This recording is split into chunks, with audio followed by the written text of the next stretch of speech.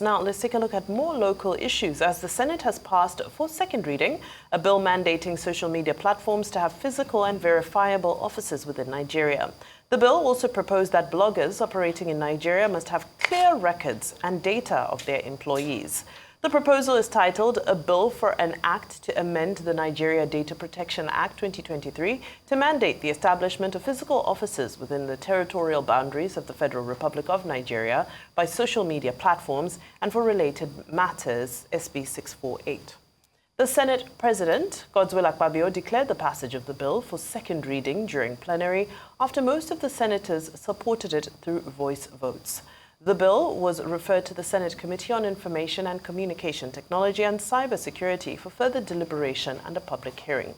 The committee was directed to report back within 2 months. Well, Arise News analyst Dayo Sobowale is here to look at this impending legislation and its various provisions. Good afternoon, Mr. Sobowale. Welcome to the program. Good afternoon. It's a pleasure having you as usual.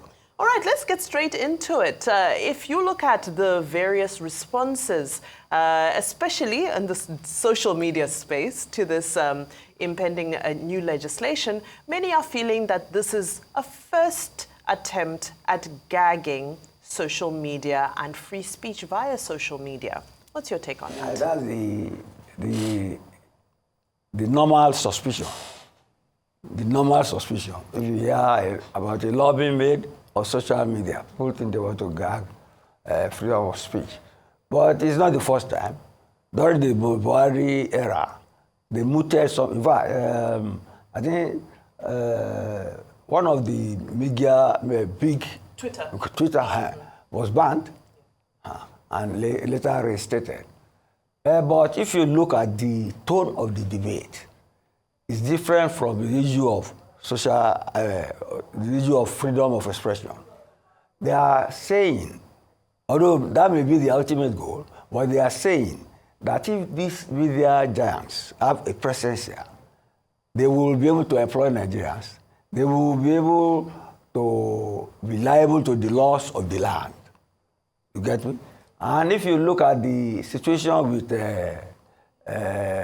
Twitter and Brazil, Twitter violated some laws according to the regulators in Brazil. And the Supreme Court ruled against Twitter, but Twitter refused to oblige.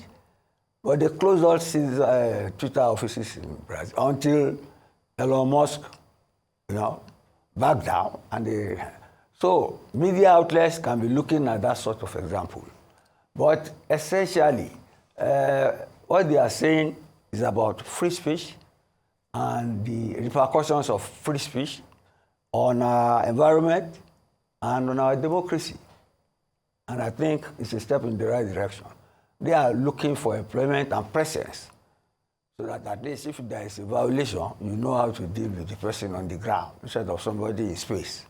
So let's leave it at that for now. I like the angle of employment and presence that you're talking about, but what evidence suggests that forcing social media platforms to have physical offices in Nigeria would actually go do what it's supposed to do, what they hope it will do to improve content moderation? What do you think they hope to do? I'm asking about the evidence, the established evidence. Yes. I mentioned suspicion before. Maybe we'll end up discussing the suspicion. That is disinformation, misinformation. And you see, globally, what is fact or news is being moderated by the ideological orientation of people nowadays. In Nigeria, it is straightforward. You know, the social media issue is very rampant in terms of political criticism of government of the day and government functionaries. But then it drives it drives our democracy. Government must respect the dissenting views and not close it down. And if these people are present, I mentioned the issue of Brazil. If they don't have any office, if they don't close their offices, they will go to another country. TikTok literally has no office anywhere. Even when the US was trying to close it down in America, Trump gave it breathing space. I said they would rather buy it than close it down. But you see, the impact of free speech is being felt in all democracies, not only our own. If, here now, you saw what happened yesterday, the state of emergency. People are already describing it in various terms. The NBA said the president has no constitutional right. He gave his own reasons. You may agree, you may not agree with it. But some people think what was done was overdue. That's freedom of speech. You don't suffocate people because they have different opinion with you.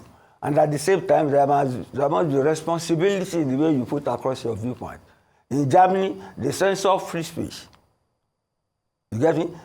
And they have been doing it, even in the European Union, they censor free speech. In Germany, they have been arresting people just because what is on their phones, and they didn't know. I told them, you see, you have freedom of speech, but you don't insult people.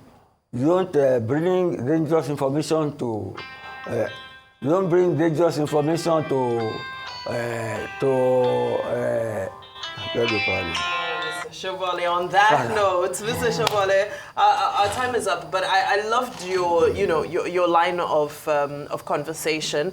I wish we could, delve deeper, but unfortunately our time is up because ultimately we want to know whether the platform is responsible for people's views or whether people should be responsible for their views. That's another big debate happening internationally. But the platform should be.